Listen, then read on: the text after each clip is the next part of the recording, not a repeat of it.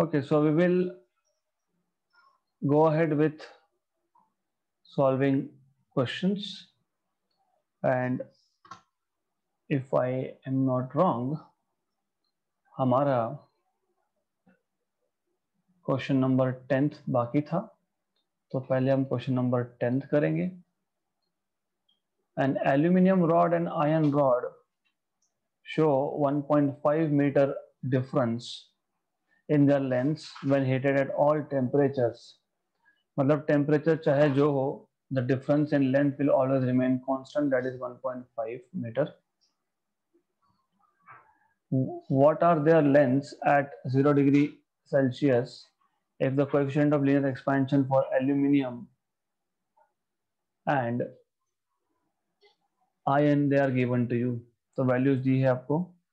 So first of all, in given quantities, length of iron और length of aluminium rod का difference आपको दिया है.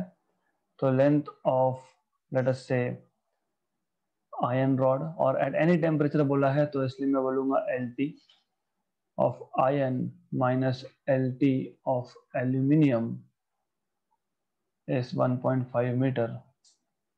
यू में से कि उन्होंने तो बोला है aluminium rod and iron rod का डिफरेंस, तो आप length of aluminium minus length of iron rod का डिफरेंस 1.5 लिख सकते हो, डजंट मैटर. तो आगे सॉल्व करते समय हमको समझेगा कि what should be be writing, LAL minus LI या फिर LI माइनस LAL, आगे समझेगा वो. For the time it is okay to start with one of those two things.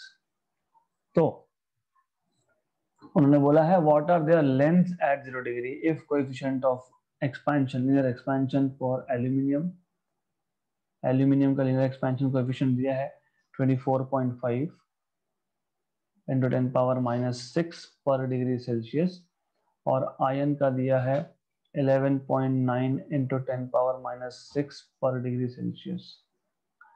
Okay, so you are supposed to find out length of both iron as well as length of aluminium rod at 0 degree Celsius. तो ये आपको find करना है, right. तो what formulas और what formula will you be using? सबसे पहले तो आपको ये पता होना चाहिए that length of a rod, length of a rod at any temperature is given by initial length. Okay, initial length को हम L0 से या 0 डिग्री पे ऐसा डिफाइन करते हैं 1 plus alpha T, right. Why? क्योंकि अगर इनिशियल टेम्परेचर 0 है तो T2 माइनस T1, T2 आपको T दिया है और T1 तो 0 ही था. मतलब इन शॉर्ट हमने ऐसा लिखा था उसको, in short. But initial temperature 0 होने की वजह से I am not noting it down, तो मैं सीधा ऐसा ही लिख रहा हूँ.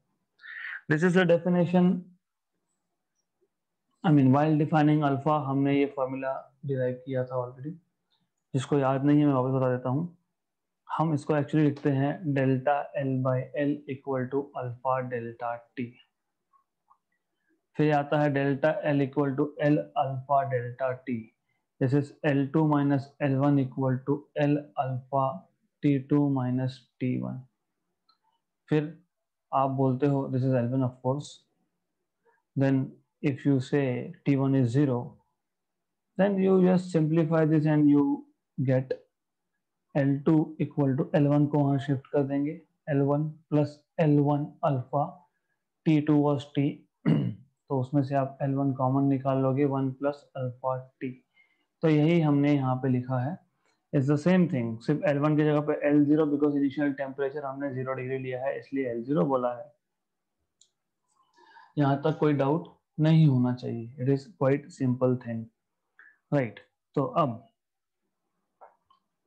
to solve this, what we will do is, हमें क्या बोला है कि difference in length of iron and aluminum rod at all the temperatures is 1.5 meter. तो हम will take LT for iron and we'll take LT for aluminium और उसको subtract कर देंगे. So this will be equal to ये L0 for iron 1 plus alpha IT minus L0 for aluminium 1 plus alpha aluminium T. तो Lt ion का और aluminium का दोनों का लेके हमने सब्ट्रैक्ट किया है. That's it. Because this value eight any temperature is 1.5 बोला है क्वेश्चन में. फिर आप इसको सिंप्लीफाई करोगे तो LOI plus LOI alpha IT minus LOAL minus LOAL alpha ALT. Okay, तो ये आ जाएगा आपका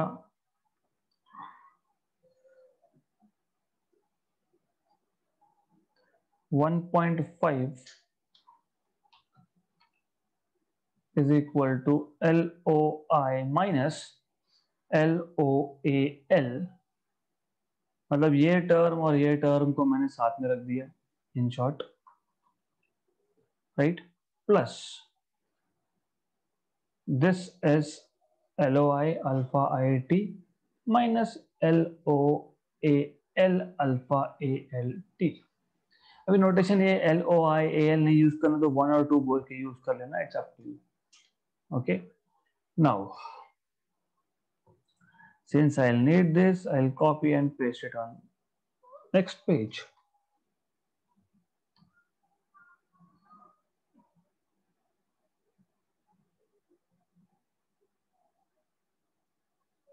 ओके, अब हमको ऑलरेडी पता है. क्या पता है?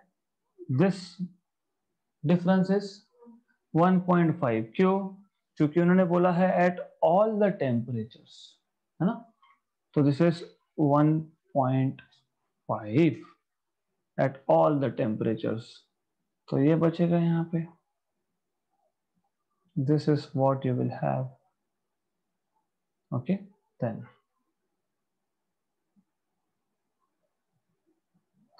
Cancel cancel. सो कैंसल करने के बाद ये 0 आएगा. वन साइड विल बी 0 0 1 आएगा.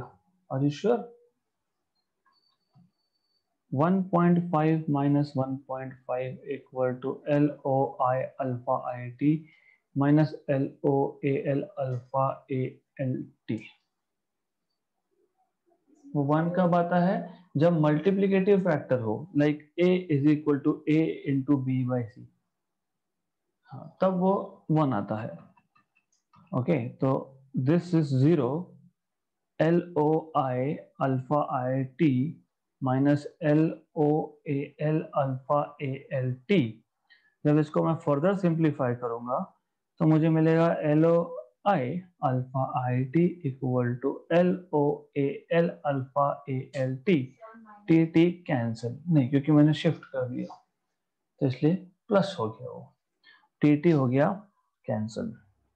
तो I have this value as alpha I upon alpha AL LOI. और हम लोगों को ये अल्फा की वैल्यूज दोनों केस में हमको दी है. एल्यूमिनियम के लिए 24.5 है इंटू 10⁻⁶ और 11.9 है उसके लिए.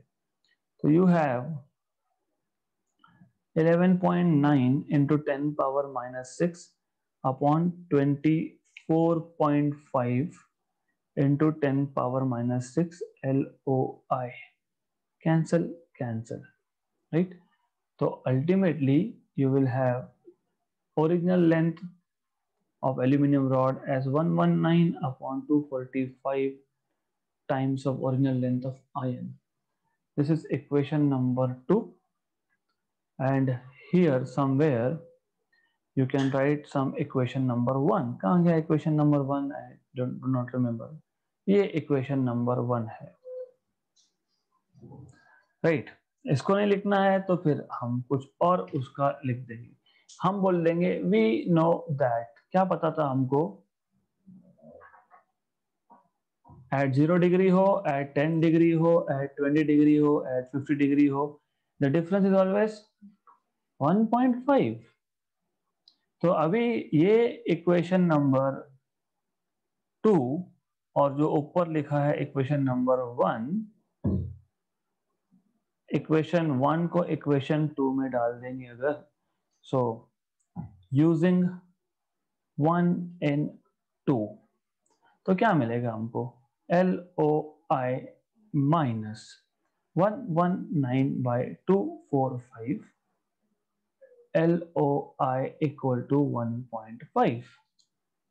तो अगर हम इसको सॉल्व करते हैं तो हमको length of iron rod at 0 degree मिल गया। तो सॉल्व करो, 245 minus 119, how much is 245 minus 119? 126। 245 में से 119 मतलब 245 में से 120 गया, कितना होता है 125, लेकिन 119 था तो 126 upon 245, LOI equal to 1.5। Correct. सिर्फ क्रॉस मल्टीप्लाई किया फिर सब ट्रैक किया। Okay good. अब इसको सॉल्व करना पड़ेगा हमको। तो ये तो अभी रफली रफली बोलोगे तो रफली 1 जार 2 जार रफली 3 आना चाहिए। देख लेते हैं एक बार। हाँ रफली 3 आना चाहिए है 2.917। तो वो I will not solve it, I will keep it for you because you know how to use log tables. तो आप इसको जब सॉल्व करोगे तो आपको मिलेगा LOI एज 2.917 मीटर। फिर ये वैल्यू आप इक्वेशन नंबर 1 में या 2 में जहां भी चाहो वहां सब्स्टिट्यूट करके you can find out what is aluminium का length at 0 degree, right. So using equation number 3 in 2, अभी वो आप कर लोगे LOAL, सिर्फ आपको 1.5 इससे माइनस करना पड़ेगा। तो 1.4 के आसपास आएगा, 1.417, तो 1.417 मीटर ये आपको मिल गया length of aluminium rod at 0 degree, length of iron rod at 0 degree. तो सॉल्व कैसे किया क्वेश्चन? क्वेश्चन बहुत सिंपल था। आपको बोला है कि दो रॉड है, एक एल्यूमिनियम एक आयरन रॉड, दोनों में 1.5 मीटर का डिफरेंस रहता है ऑलवेज एट ऑल टेम्परेचर। मतलब तो 0 डिग्री पे हम लोगों को उसका लेंथ फाइंड करना है, गिवन दोनों के लीनियर एक्सपेंशन कोएफिशिएंट हमको दिए हैं। तो विल स्टार्ट विथ सेइंग कि हमको पता है what is the length at temperature T in terms of original length that is at 0 degree Celsius. ये फॉर्मूला पता होगा तो एल्यूमिनियम के लिए और आयरन के लिए फॉर्मूला अप्लाई कर लो, दोनों को सब्ट्रैक्ट कर दो एंड सॉल्व करते जाओ। तो you will be ending somewhere eight equation number 1, right. But हमको पता है कि अगर एनी टेम्परेचर पे डिफरेंस 1.5 है तो 0 पे भी 1.5 है, इसलिए we wrote that difference in length of iron and aluminum rod at 0 degree is also 1.5। फिर हमने ये वैल्यू यहाँ पे प्लग की है and then we have just solved it। So this is how you are going to solve this question। आएगा पक्का? Assignment दो एक? Sure? Yes good. So I trust you, तो आप करोगे ऐसा पता है, तो no assignment. Next question, what is the specific heat of a metal if 50 calories of heat is needed to raise 6 kilogram of metal of the metal from 20 to 62? तो given में आपको मास ऑफ मेटल दिया है 6 kilogram, आपको Q amount of heat 50 कैल, आपको delta T मतलब difference in temperature 62 minus 20 is 42। आपको find करने के लिए बोला है specific heat that is S, और आपको फॉर्मूला पता ही होना चाहिए यहाँ पे।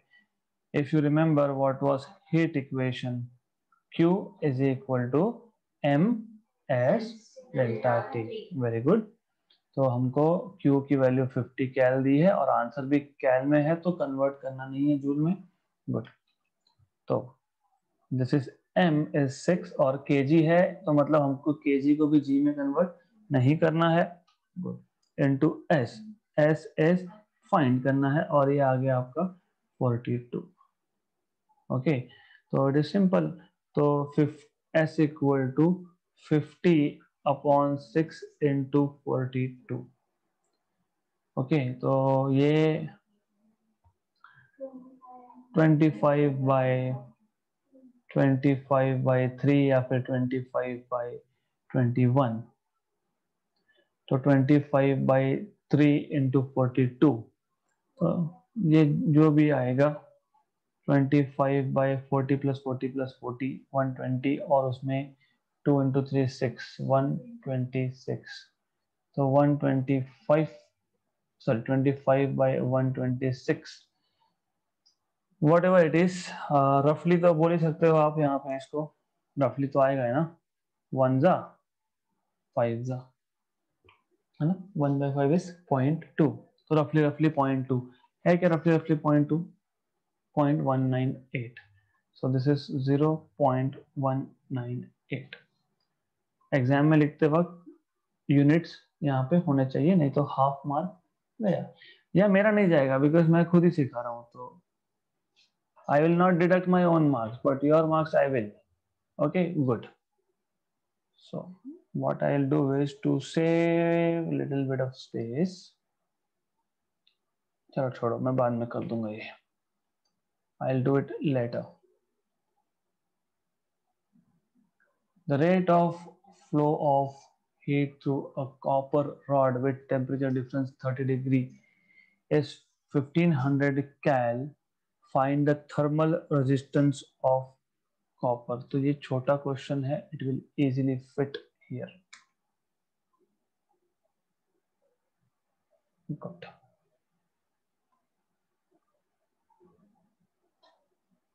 Okay।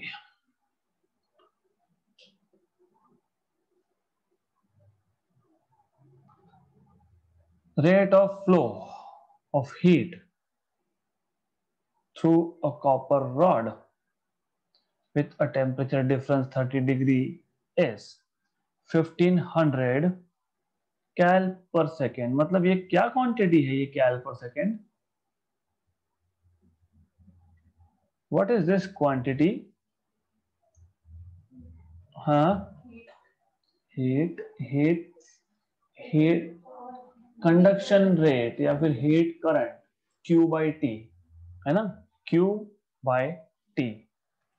तो यू हैव बीन गिवन, जिसको आपने H या फिर आपने P कंडक्शन बोला था, दैट इज 1500 कैलोरीज पर सेकेंड। टेम्परेचर डिफरेंस आपको बोला है 30 डिग्री सेल्सियस है, राइट। आपको बोला है थर्मल रेजिस्टेंस फाइंड करो, तो we are suppose to find out RT। Okay, this is simple. Why it is simple, because you remember formula, I know you remember formula.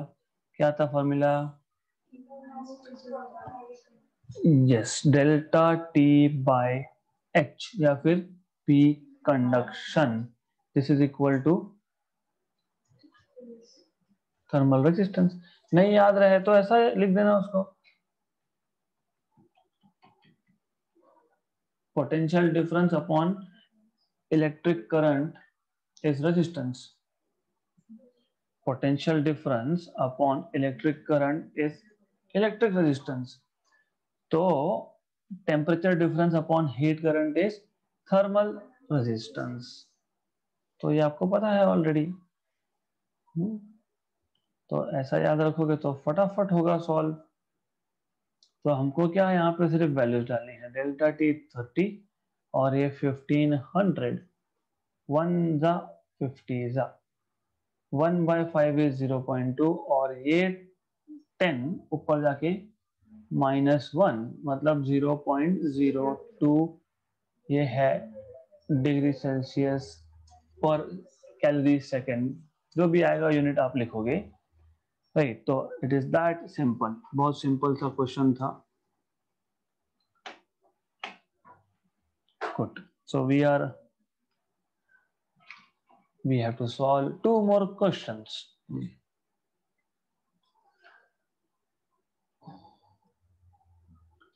Find the temperature difference between two sides of a steel plate 4 centimeter thick when heat is transmitted through the plate at a rate of 400 kilocal per minute per square meter at steady current.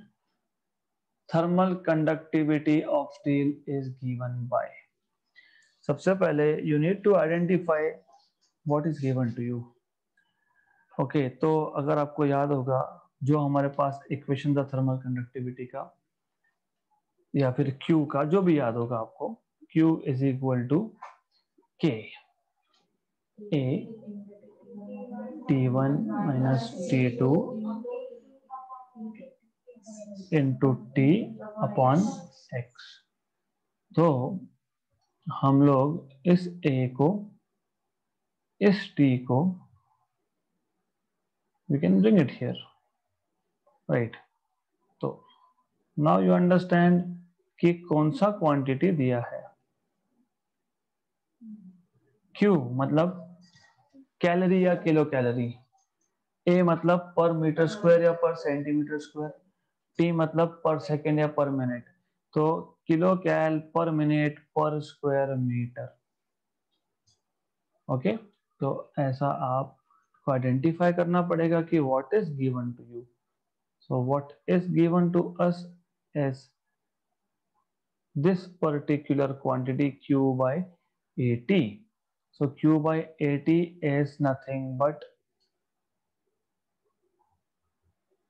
400 kcal पर minute पर metre square, तो पर minute लिखना पड़ेगा, correct. Good. Then इसको convert करना है कि नहीं करना है वो हम देखेंगे आगे जाके, but for the time being I just leave some space. और आपको बोला है कि स्टील प्लेट का थिकनेस मतलब x 4 सेंटीमीटर है, that is 4 into 10 power minus 2 metre.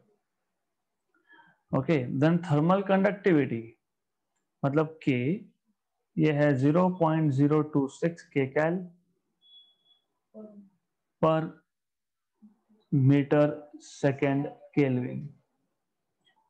यहाँ पे मीटर, यहाँ पे मीटर, यहाँ पे kcal, यहाँ पे kcal, सिर्फ यहाँ पे सेकेंड है, यहाँ पे मिनट है।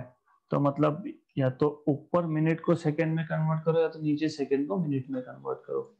गुड। हमको फाइंड क्या करने के लिए बोला है?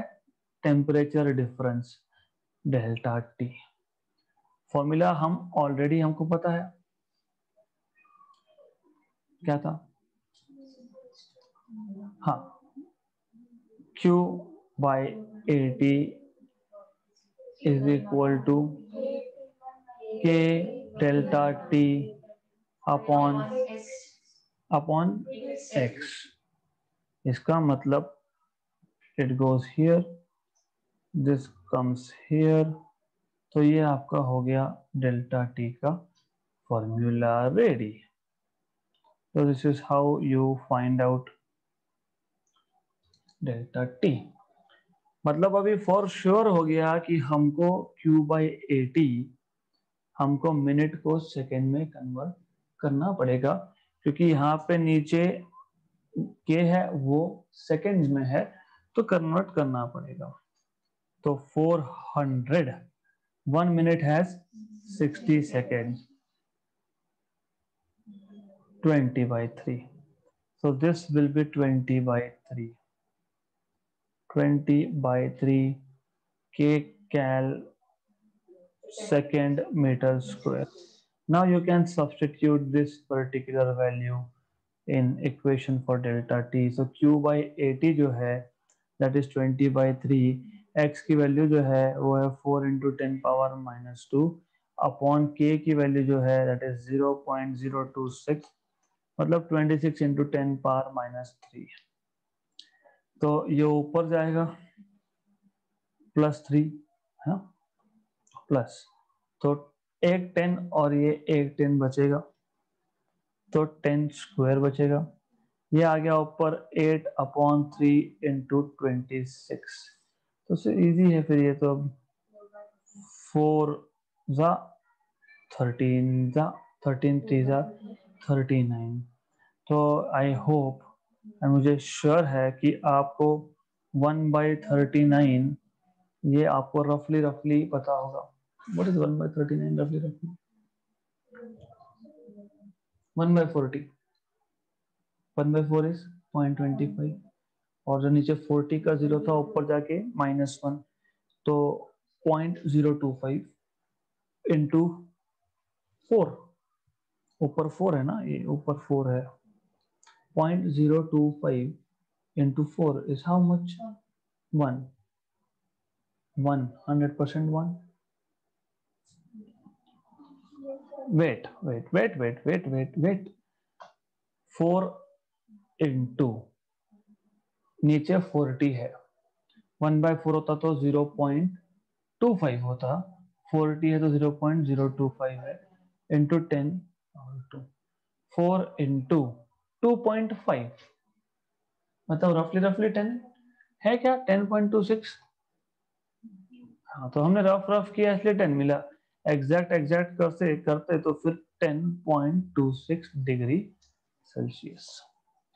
ये रफ कैलकुलेशंस का जो पार्ट है ये आपको कॉम्पिटिटिव एग्जाम में बहुत ज्यादा काम में आएगा।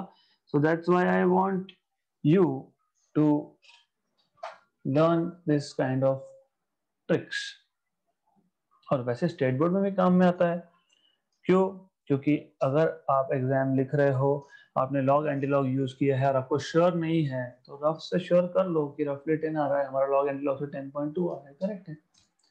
या फिर अगर टाइम ही नहीं बचा है, पेपर कंप्लीट करना है, हाँ तो रफ लिख देना अप्रोक्सीमेटली, सिर्फ यहाँ पे ये इक्वल टू की जगह पे 2 टिल्डा डाल देना, हो गया, दिस इज अप्रोक्सीमेटली। तो हम अप्रोक्सीमेटली लिख रहे हैं आंसर। मार्क्स मिलते हैं, at least I used to give, मुझे नहीं पता बाकी का, I used to give when I was taking papers, of course.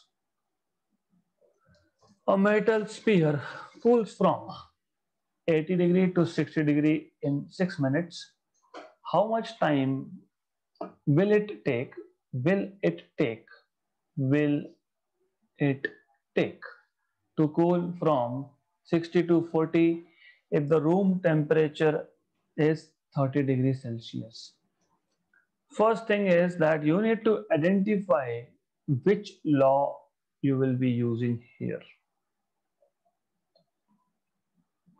एक ही लॉ है जब हम बोलते हैं कि rate of fall of temperature, Newton's law of cooling. तो आपको ये न्यूटन्स लॉ ऑफ कूलिंग से सॉल्व करना है। What is given to you? A metal sphere cools from 80 to 60, मतलब in case 1 T1 was 80 degrees Celsius, cooling T2 was 60, मतलब in short dt in the first case, dt in the first case is 80 minus 60, है ना, that is 20 degree Celsius. और ऊपर से अगर मैं dt by d small t करता हूं, मतलब 20/6, 20/6 is 10/3, 10/3, 10/3 is what is 1/3? बोलो, you saying something? 10/3, 1/3 is 0.333 into 10, 3.33। Yes, तो ये आएगा 20/6 degree Celsius per minute. Units यहाँ पे अच्छे से होने चाहिए।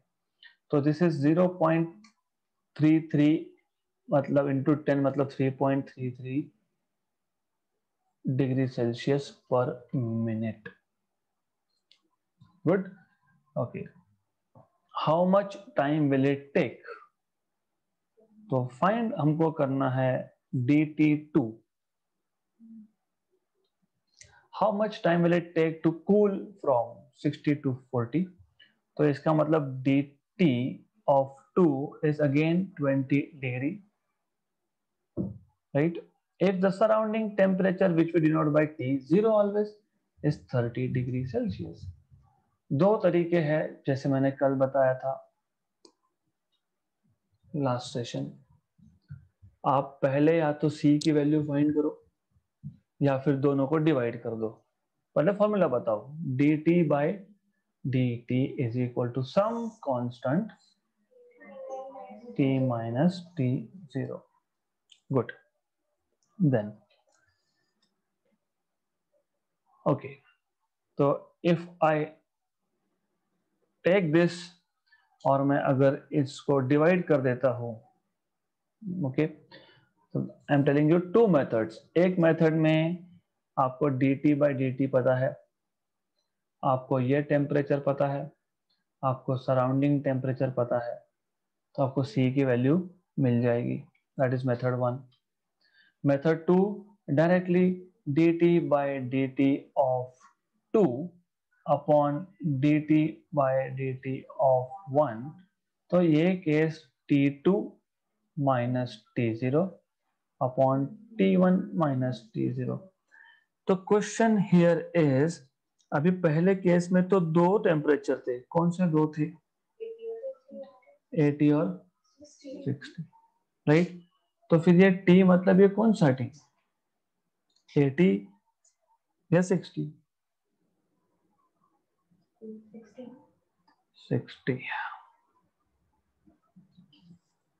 कौन सा? जो हायर टेम्परेचर है वो। फिलहाल ये रखो यहाँ पे, हायर टेम्परेचर है वो फिलहाल टेम्पररीली, बट इन रियलिटी इसको एवरेज लिया जाता है। तो अब क्योंकि टेक्स्ट बुक ने वैसा बोल के रखा है तो I am force to do it.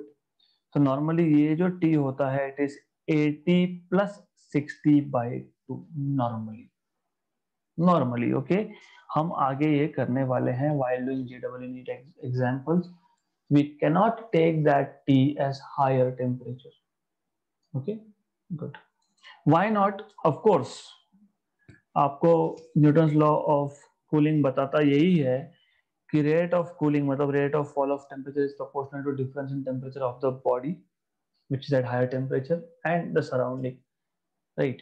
Suppose अगर 20 डिग्री कम होने के लिए 6 मिनट लग रहे हैं, तो क्या हमेशा 80 डिग्री पे था क्या? नहीं।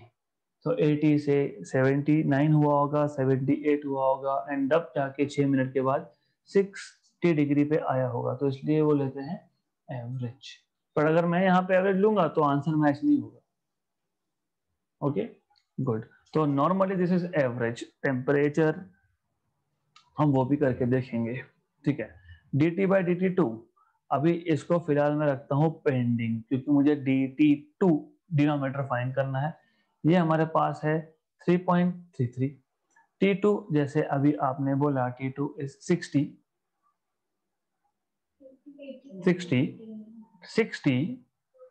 T2 60 minus 30 upon 80 minus 30 by 50, cancel cancel. तो इसको सॉल्व करना, 3.33 इंटू 3 इज 10, ये शिफ्ट करके 3 से मल्टीप्लाई किया तो 10 बाई 5 इज 2, मतलब आपको मिल गया dt by dt of 2 as 10, बराबर 10 ना। अरे इसको इससे मल्टीप्लाई किया कितना, 10 बाई 2 कितना, 10 बाई 5 कितना, 2, तो ये 2 है। So this was 2। थोड़ा सा कैलकुलेशन करते टाइम ध्यान होना चाहिए, तो वो 2 है, तो ये 2 है।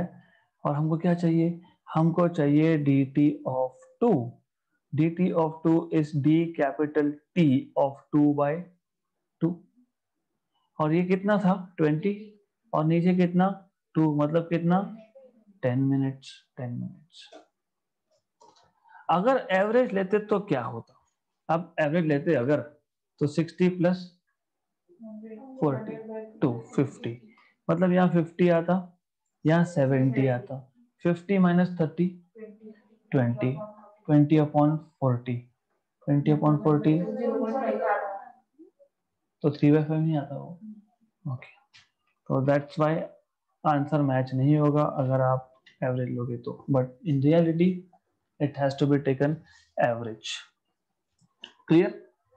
तो ये शॉर्टकट मेथड है। अगर आपको लेंथी मेथड करना है तो फिर वो आप कर सकते हो, यहाँ पे ये वैल्यू सब्स्टिट्यूट करो, यहाँ पे ये करो, फिर c की वैल्यू फाइंड करो, फिर c की वैल्यू वापस से इस इक्वेशन में सब्स्टिट्यूट करके सॉल्व करो। मतलब पहले केस से c की वैल्यू फाइंड करो, फिर वो c की वैल्यू सेकेंड केस में डालो dt/dt ऑफ 2 और सॉल्व करो। तो I don't like it, ratios लोगे तो कांस्टेंट तो कैंसिल होगा, राइट? तो कैंसिल होने वाली चीजों को हमको सॉल्व नहीं करना चाहिए। MCQs, or because these are oral questions, so I will not write anything. जितना orally बता पाए ठीक, बाकी will be assignment for you. Range of temperature in a clinical thermometer, मतलब जब आप बुखार चेक करने जाते हो तब, which measures the temperature of human body is B 34 degree Celsius to 42, वो फ़ारेनहाइट में होता है एक्चुअली, तो आपको फ़ारेनहाइट में कन्वर्ट करते आना चाहिए, राइट? तो it is 34 to degree Celsius to 40, 70 degree to 100 degree boil होना है ना, so our blood will boil, so it's good. जिसका खून नहीं उबलता होगा उसके लिए है। A glass bottle completely filled with water is kept in freezer. Why does it crack? हमने water expands when cooled, expands on freezing, तो मैंने वो शेयर किया था, आपने पढ़ा होगा, ऐसा assumption है। Good. If two temperatures differ by 25 degree on Celsius scale, the difference in temperature on Fahrenheit scale is, ये खुद सॉल्व करो, but 45 डिग्री आता है कैसे? If the difference in temperature is 25 degree on Celsius scale, then what is the difference in temperature on Kelvin scale? Degree Celsius में 25 का difference, तो kelvin में कितना डिफरेंस होगा? 25। सेम। क्यों? मैंने बताया था आपको, even though it is related from syllabus, नहीं बताता तो बता देता हूँ मैं आपको। There are 3 scales that you use. एक डिग्री सेल्सियस स्केल होता है, डिग्री सेल्सियस स्केल में लोअर फिक्स पॉइंट कितना होता है? देयर आर 2 फिक्स्ड पॉइंट्स, तो scale lower fixed point, upper fixed point, number of divisions. Degree Celsius scale में lower fixed point होता है फ्रीजिंग पॉइंट ऑफ वाटर 0, अपर होता है बॉइलिंग पॉइंट ऑफ वाटर, तो 0 और 100 total division are 100। Kelvin scale पे lower fixed point 273.15, upper fixed point 373.15 divisions, तो दोनों स्केल पे 100 डिवीजन, तो दोनों में 25 डिग्री सेल्सियस मतलब 25 केल्विन का डिफरेंस। मैंने इसलिए बताया था कि डेल्टा टी आप डिग्री सेल्सियस में लिखो या केल्विन में लिखो, इट्स द सेम थिंग, पर फ़ारेनहाइट में नहीं होता है ये।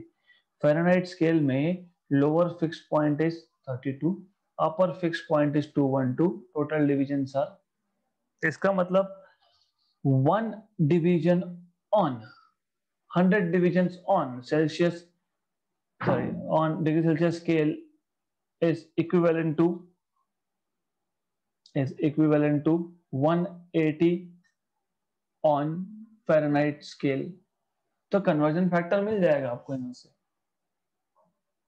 राइट? तो you will find conversion factor ना, इजी है ये, सिंपल थिंग, तो आप खुद कर लो क्योंकि ये सिलेबस से रिलेटेड है, but I just included this so that you at least have some rough idea about all this. And if you are enrolled for JEE NEET, मैंने मॉड्यूल्स में डाला है, कन्वर्जन फैक्टर के साथ, फॉर्मूला के साथ वहां पर दिया है। तो 25 डिग्री सेल्सियस का difference corresponds to 45 degree in Fahrenheit scale. तो it is DIY, do it yourself. Then if alpha, beta and gamma are the coefficients of linear area and volume expansion of a solid, then what was the relation between alpha, beta, gamma?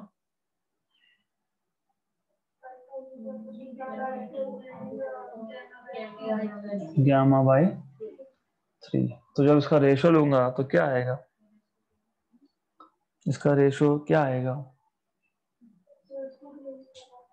Alpha is to beta is to gamma क्या आएगा। दो misprint हुआ है but normally क्या आएगा, apart from misprint, what will be the ratio of alpha is to beta is to gamma? How do you find out ratios?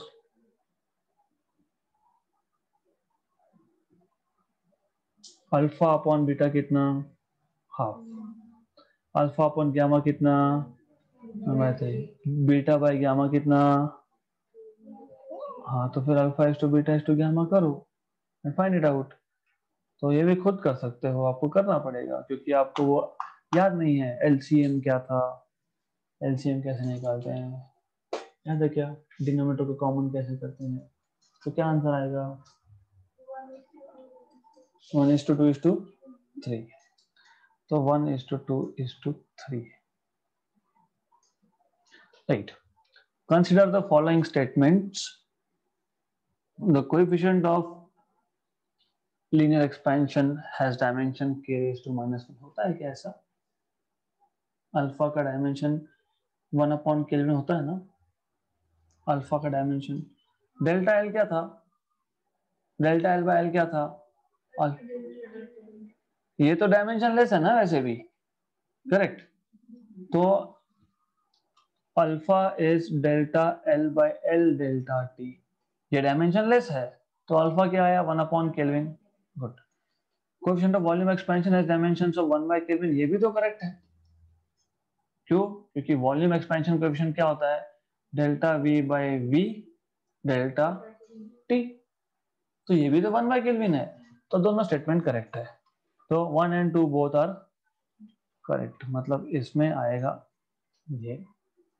Okay, so water falls from a height of 200 meter, what is the difference in temperature between the water at the top? ठीक है, this is currently out of scope of our syllabus, क्योंकि इसमें जो potential energy होगा वो क्या होता है, मैं आपको हिंट दे देता हूं। आपको पता है कि with height which energy changes, kinetic नहीं, बिकॉज पोटेंशियल एनर्जी आपने लिखा है ना mgh। तो अभी क्वेश्चन ये है कि डैम्स में ऊपर के लेवल तक पानी भरा हुआ है, then it is falling down, या तो वाटरफॉल में, मतलब height of water is decreasing, मतलब उसका potential energy is decreasing, but energy can neither be created nor be destroyed. तो ये पोटेंशियल एनर्जी कहाँ गए, बॉडी में, कौन सी बॉडी में, पानी का पोटेंशियल कहाँ स्टोर हुआ। तो when it hits the ground the temperature of the water increases, so it causes heat. Okay, तो उस पे रिलेटेड क्वेश्चन है, वही बोला है, water falls from a height of 200 meter, what is the difference in temperature between the water at the top and bottom of a waterfall given specific heat of water is 4200 joule per kilogram per degree Celsius. So it is a good question, and if you want you can take it as an assignment to do something, क्योंकि आपको दिख रहा है height दिया है तो mgh निकाल सकते हो, वो कहाँ जाएगा, वो हीट जनरेट करेगा, हीट जनरेशन का फॉर्मूला नहीं पता क्या हमको, ms डेल्टा टी। तो mgh is equal to ms delta T, मैं लिख ही देता हूँ, कर ही रहे हैं तो फिर potential energy is equal to heat generated, this is mgh is equal to ms delta t, cancel, so delta t will be equal to gh upon s, G की वैल्यू अगर मैं 10 भी ले लेता हूँ, 9.8 है वैसे, 10 into 200, 2000, 2000 by 4200, 2000 by 4200 रफली। तो वो सॉल्व करो, आपको मिल जाएगा लेस देन 1 आंसर आएगा। लेस देन 1 ही आएगा ना, तो जो भी आएगा 0.46 या फिर 0.96 जो भी आएगा वो आपने देखना है। तो you have to solve it. तो मैंने फॉर्मूला बता दिया अब, right. So that potential energy is basically generating heat. So this marks end of this chapter, thermal properties of matter.